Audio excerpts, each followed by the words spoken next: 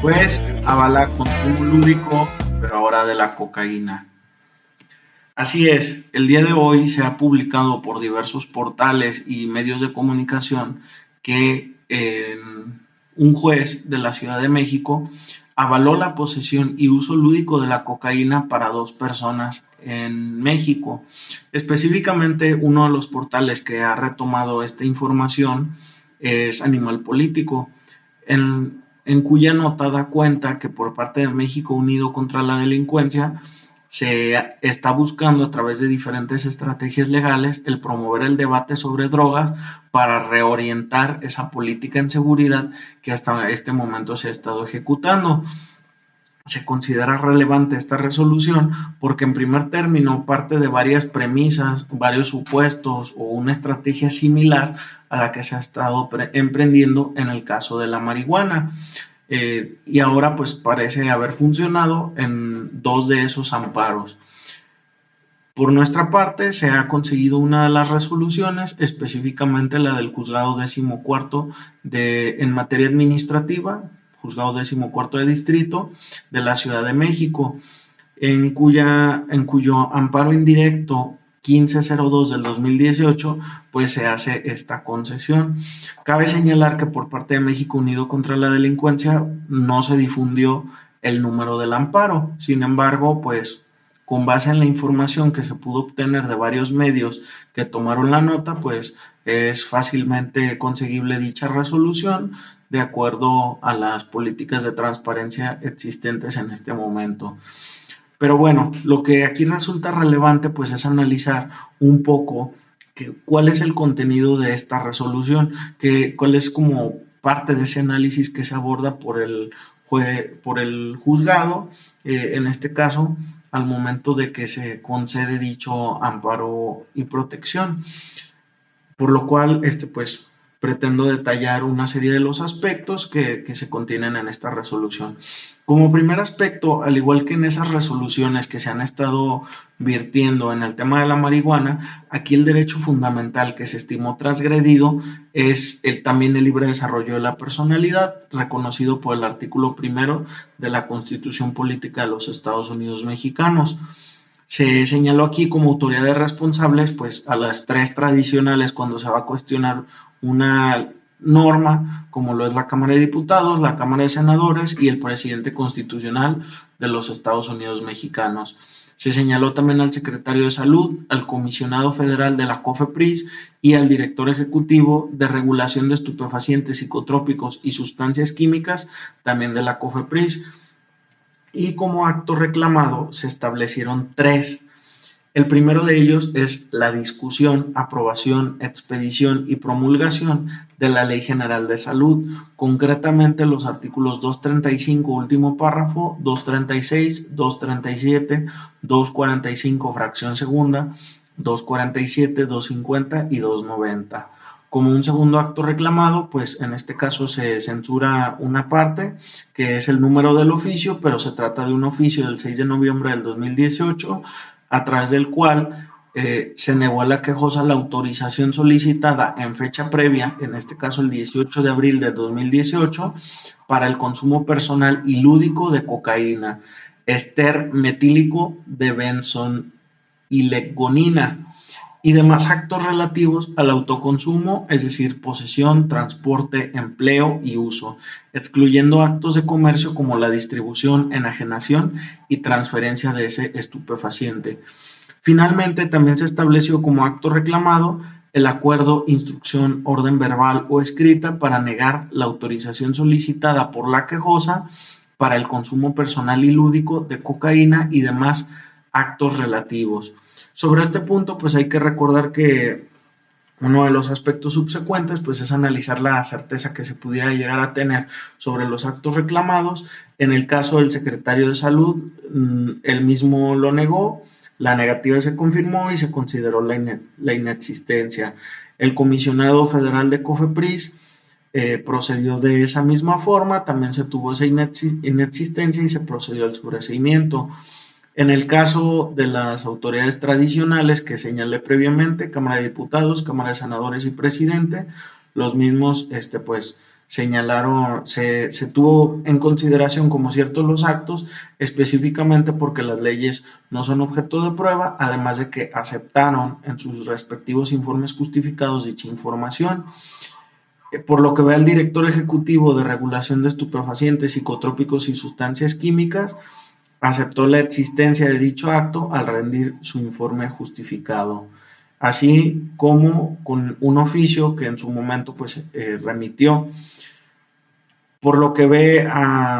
posteriormente al análisis sobre la improcedencia, pues se hace un análisis sobre él mismo. Sin embargo, aquí lo que resulta relevante es que el órgano jurisdiccional pues señala que no pesa alguna causa de improcedencia de las que en su momento se pudieran haber invocado por los distintos intervinientes dentro del juicio de amparo, por lo que ya después procede a realizar ya un análisis exhaustivo sobre dichos actos reclamados y pues ese análisis de fondo sobre la constitucionalidad de lo que se está cuestionando. En esa tesitura, en el apartado quinto de esta resolución, pues procede a limitar el estudio a los artículos 235 último párrafo, 236, 237 y 290, en virtud de que el resto de aspectos normativos ya no serían tomados en consideración ante la actualización de algunas causas de improcedencia y posteriormente de sobreseimiento. De estas normas que quedan, señala pues específicamente que forman parte del sustento del oficio en el cual se niega, que es en este caso el segundo de los actos reclamados, y posteriormente parte citando lo que ha establecido, señala directamente: la segunda sala de la Suprema Corte de Justicia de la Nación estableció las siguientes reglas para el estudio de amparo contra leyes cuando se promueve con motivo de un acto de aplicación, y cita la jurisprudencia 2A diagonal J.71 diagonal 2000 de la segunda sala, y procede pues a citar las normas y señala ya de manera un poco más concreta el que cuando se va a analizar o se va a examinar la constitucionalidad de una medida legislativa, debe de efectuarse ese análisis en dos etapas respectivamente. En la primera, se debe determinar si la norma incide en alcance o contenido inicial del derecho en cuestión, y en la segunda debe examinarse si hay una justificación constitucional para que la medida reduzca o limite la extensión de la protección que otorga el derecho, lo que metodológicamente va a proceder a analizarlo a través del test de proporcionalidad, que sabemos que ya ha sido ampliamente desarrollado en 4 aspectos: finalidad constitucionalmente válida, idoneidad, necesidad y proporcionalidad. E incluso cita una de las tesis que se ha emitido por la Suprema Corte, que es la tesis la tesis aislada, 1A.CCLX triple I diagonal 2016 entre paréntesis 10A. Se cierra el paréntesis. Está, como lo señalaba, de la primera sala. Y bueno, procede ya a realizar todo el estudio de fondo. Nuevamente toma en consideración, pues en este caso, cuál es el derecho que se aducía que estaba siendo materia de ese agravio por parte de la autoridad, pues en este caso el libre desarrollo de la personalidad. También como aspecto relevante es que hace cita de un oficio que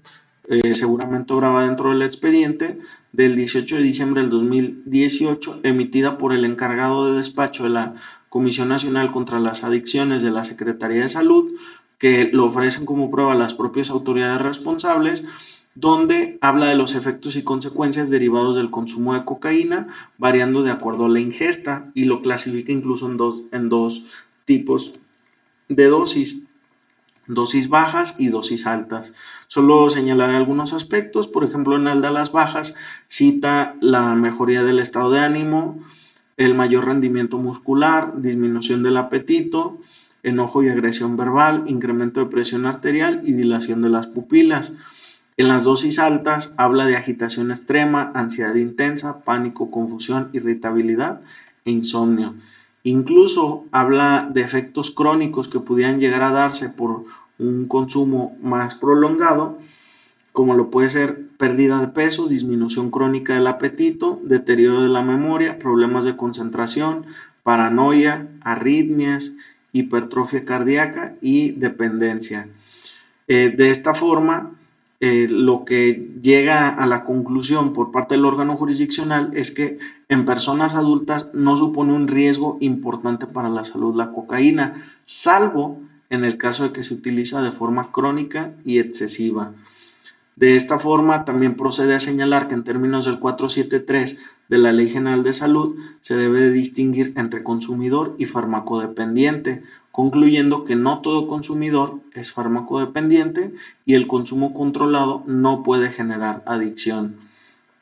De esta forma, lo que señala que ese grado de afectación derivado de un sistema de prohibición administrativa determina la necesidad de la medida. Sin embargo, pues ya en ese aspecto de necesidad hace cita de otro elemento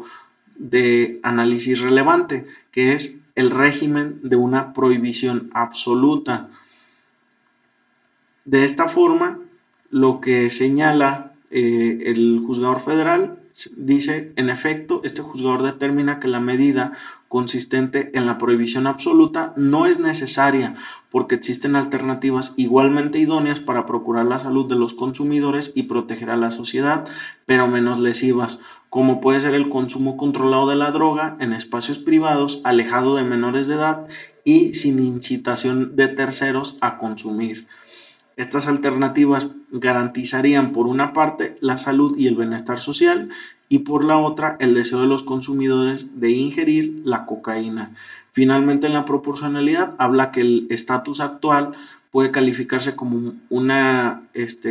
afectación muy alta por esa prohibición absoluta. De esta forma que disminuir ese grado de prohibición pues pondría en un esquema de mayor proporcionalidad a esa afectación. De esta forma incluso dice, son aplicables por analogía las siguientes tesis de jurisprudencia relativas a la marihuana y cita diversas de ellas que han sido materia ya de análisis por parte de la Corte y finalmente procede a señalar que se debe conceder el amparo y protección de la justicia federal en relación a los artículos que aludían en último término, es decir, los que no fueron materia de sobreseimiento, para beneficiar al quejoso. En ese sentido, uno de los aspectos que señala ya en el apartado de los efectos del amparo es que en este caso se va a conceder para que la autoridad responsable inaplique a la quejosa dichos artículos, deje insubsistente el oficio materia del segundo de los actos reclamados y otorgue la autorización para consumo personal y lúdico de cocaína, excluyendo actos de comercio como distribución, enajenación y transferencia. En el entendido que la autorización está limitada a un consumo personal y lúdico diario en espacios privados de 500 miligramos de cocaína conforme a la tabla del artículo 479 de la Ley General de Salud. Finalmente, algo que resulta más que obvio, señala que deberá tomarse en consideración, uno, que no se permite conducir vehículos o emplear instrumentos peligrosos bajo los efectos de dicha sustancia, la prohibición que previamente se había señalado relativa a menores de edad o inducir a terceros y también que debe de atender a lo que establece la Ley Federal del Trabajo en su artículo 47 fracción 13ª y 46 fracción 5ª inciso H. Estos son los aspectos que se abordaban dentro de esta resolución y pues espero que sea de importancia y relevancia para quien haya tenido la oportunidad de escuchar este podcast. Continuamos en algún otro episodio donde se analice pues ya sea alguna otra resolución, alguna otra ley o un tema relevante. Hasta luego.